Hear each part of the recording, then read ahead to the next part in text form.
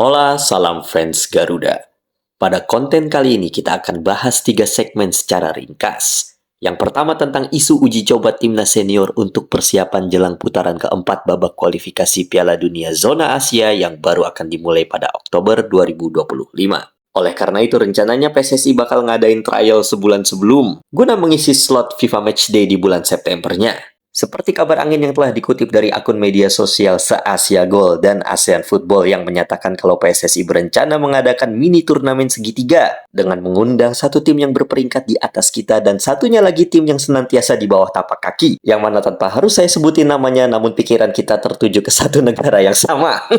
Jadi dah paham lah ya tanpa harus diperjelas. Nah, sumber dari rumor ini memang belum secara resmi diumumkan oleh asosiasi, dalam hal ini PSSI secara langsung. Karena itu ketimbang maksain cepat, jauh lebih penting saya memastikan dulu kevalidan beritanya dari PSSI langsung. Tapi setelah salah satu exco PSSI dah menyampaikan di kanal YouTube-nya, maka barulah coba kita bahas wacana uji coba tersebut. Nah, kocaknya, belum juga resmi kita udah diperlihatkan lawakan ciri khas dari Bani Sarapan Pagi.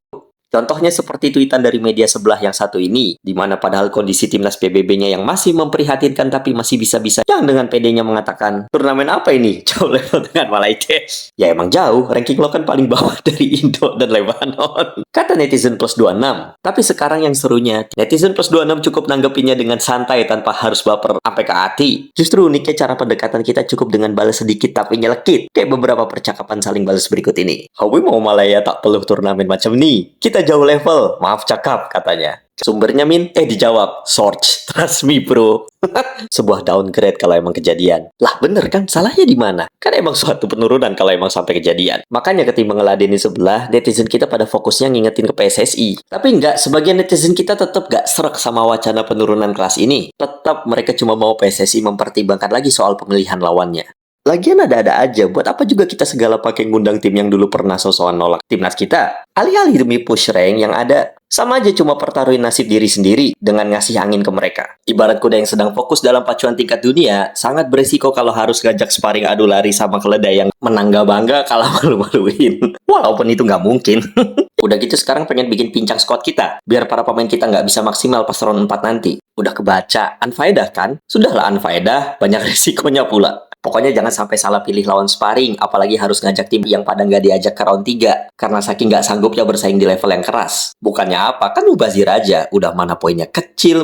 Round 4 kan Oktober, September kosong. Misalnya lolos round 4, cari lawan berat supaya buat persiapan round 4. Misal Iran, Uzbek, Yordania, dan Irak. Nah ini saya setuju. Karena kalau memang kita ingin lolos Piala Dunia, harus terbiasa lawan tim-tim yang memiliki kualitas dan bermain fair play. Ingat, fair play, bukan yang digendong wasit. Apalagi yang sering disetting panitia. Karena memang kalau udah di panggung dunia, level lawan-lawan kita nantinya udah di atas semua. Karena Piala Dunia ini ibarat kayak panggung Hollywood yang biasa dimainkan oleh aktor-aktor laga terkenal. Masa kita pengen beradu akting dengan aktor laga malah uji cobanya lawan pelawak, ya kan? Nah, tapi misal nggak lolos, ya push rank, Lebanon oke lah. Tapi menang tipe poinnya kecil. Coba cari negara yang ranknya agak tinggi, misal Kirgiz, Palestine, dan Tajikistan. Lawan yang realistis buat naik rank, Syria, Selandia Baru, Oman, dan Zambia. Lawan buat latih mental pemain dan pelatih, Irlandia Utara, Bulgaria, dan Tanjung Verde. Lawan yang penting buat FIFA Matchday, Georgia, Albania, Yordania.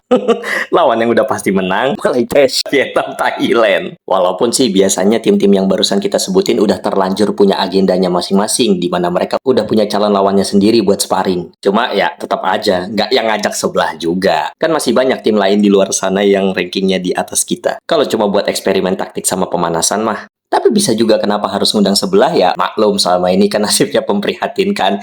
Masa untuk sedarkan diri, dia orang duduk dekat mana? Kita cuma jawab 4-1. Boring, memang tak ada turnamen lain yang boleh join ke. Antar player Kucing City jelas lawan Belanda reject nih.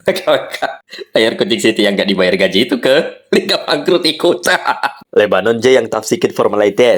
Lawan Indonesia should be easy game I guess. Katanya cuma Lebanon aja yang kelihatan susah buat dia. Kalau lawan kita mah gampang katanya. Netizen kita coba bilang, Walid ngakak boleh. Diundang aja udah syukur. Dash, daripada susah cari lawan friendly. Lagi pula kalau Indo lolos round 4, auto batal ini turnamen. Kayak timnya udah pernah main di kualifikasi Piala Dunia round 3 aja. Dan seperti biasa dia balas lah. Benda dah sampai, dah nyirap dah dengan perangai dah orang. Sembang macam dah menang World Cup Champion dah. Padahal baru sampai World Cup Qualifier je. Mulai dah tuh pada keluar gua host ketar-ketir. Nah, netizen kita balasnya bawa santai aja.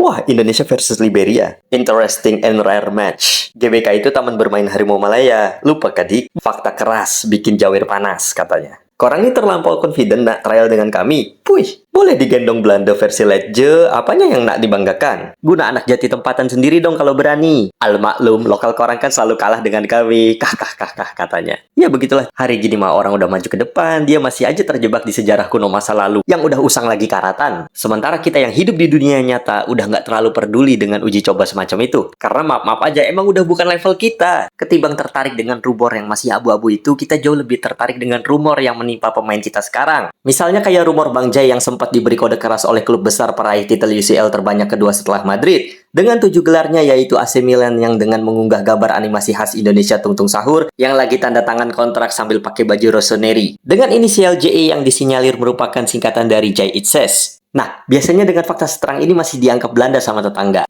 Lalu gimana dengan talenta lokal kita yang lagi abroad di Eropa? Tenang, kita masih banyak senjata buat counter para penonton itu. Misalnya dengan kabar ketika Marcelino Ferdinand debut di kasta kedua Liga Inggris saat menggantikan oleh Romeni di menit ke-77 lawan Swansea klubnya Tejo. Nah, mau alasan apa lagi lo ya kan? Udahlah pemain diaspora kita bermain di level kompetisi top tier Liga-Liga Eropa. Dan kemudian pemain lokalnya pun juga ada. Sementara mereka...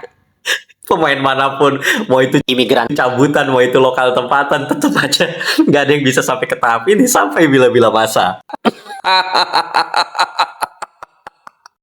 Sementara itu, Arya Sinulinga mengatakan kalau war ticket akan dirilis pertengahan Mei dan para pemain timnas akan ngumpul di tanggal 26 Mei-nya untuk melakukan TC di Bali. Kemungkinan di tanggal segitu, semuanya udah pada selesai berkompetisi di liganya masing-masing. Sedangkan hanya Emil Auderola yang bakal datang mepet H-2 jelang match melawan China. Karena harus bawa klubnya promosi ke Serie A jika perjalanan Palermo masih panjang. Sampai di sini kebersamaan kita dalam membahas lawakan yang gak habis-habis dari seberang. Terima kasih telah menonton, dan seperti biasa, di bawah, I'll see you in the next video. Dan sebelum teman-teman meninggalkan video ini, silahkan simak teknologi canggih dan mutakhir hasil penemuan dari perpaduan pengobatan teknologi timur dan barat sebagai solusi yang mungkin selama ini kita cari-cari untuk membantu mengobati dan menyembuhkan segala keluhan penyakit yang ada dalam diri kita maupun keluarga terdekat kita dalam upaya memberikan mereka proteksi untuk memperpanjang umur kita dan memberi harapan hidup yang lebih.